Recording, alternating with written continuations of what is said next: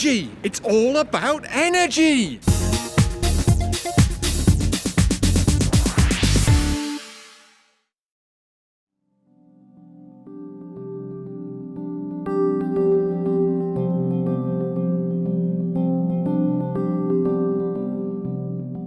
Energy rules our modern life, and how we supply it will be one of the defining aspects of the 21st century. The great scientist Isaac Newton taught us that energy is neither created or destroyed. It just gets transformed from one form to another. All of the energy in the earth comes from that, the sun. The sun is a remarkable source of energy. The heat that hits the earth in a single minute is enough to provide all of mankind's energy requirements for a whole year, if only we could capture it, store it, and move it around. This glass of petrol is an incredibly efficient energy carrier. The energy in this half litre is equivalent to all of these logs over here, 47 of these very expensive lithium-ion laptop batteries, or 240 of these very, very heavy car batteries. Or me running up and down these steps 1,000 times. No way.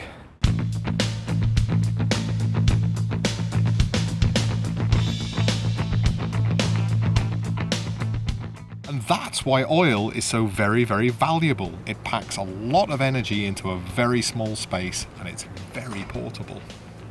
Which is why billions and billions of pounds and an awful lot of human ingenuity goes into finding the stuff. How did it get there? And how do we get at it? That's what drives a lot of people who live and work in this city.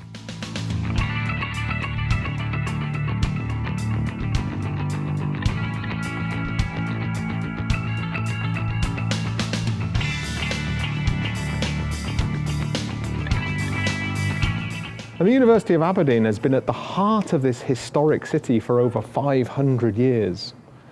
And our experts have been involved with the oil industry since the early days, providing research, training, and consultancy in all aspects of the business. These boxes contain slices through a drill core that was taken from 4 miles below the North Sea in 1971. And that core was absolutely instrumental in the discovery of the iconic Brent field.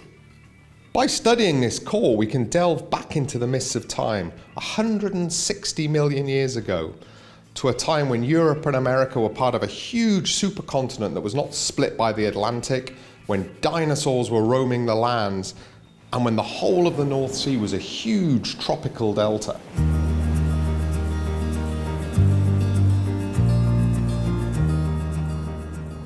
That delta had beaches just like this, where the water was filled with thousands of plankton and algae, which captured the energy of the sun. And as they died, they settled down through the water column and produced an organic layer on the seabed. That layer then gets covered with sediment until it gets buried to a depth of 6 or 7 miles below the surface, where the pressure and the temperature metamorphose the bodies of the plankton and algae to produce oil and gas.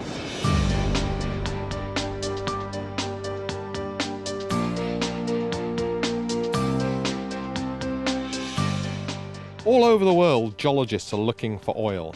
It's tough enough when you're drilling onshore, but when your target is miles below the seabed, the water is nearly freezing, the waves are 50 foot high. It takes the smartest engineering we've seen since the Second World War to find it and produce it.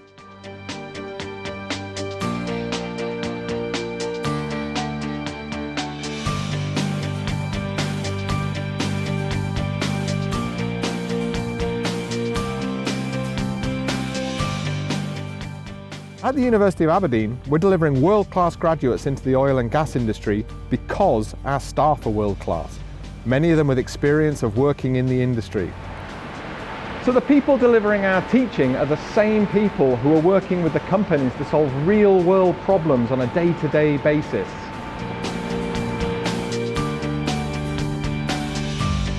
Okay, here's a few facts and figures for you. The UK oil and gas industry employs about 400,000 people. There's 25 billion barrels of oil still left in the North Sea, and we use about 500 million a year. So there's no doubt that this is a big industry and it'll be around for decades to come. And as we transition into a low carbon future, who better to manage and build offshore installations, dispose of CO2 in the subsurface, and work out the legal and economic frameworks for a new energy industry than the experts who did it for the old? The energy industry needs innovative, world-class graduates, not just geologists and engineers, but lawyers, business managers, economists and environmentalists.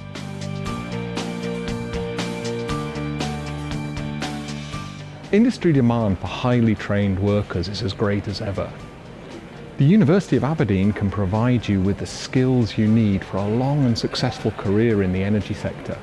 Come and be part of that story.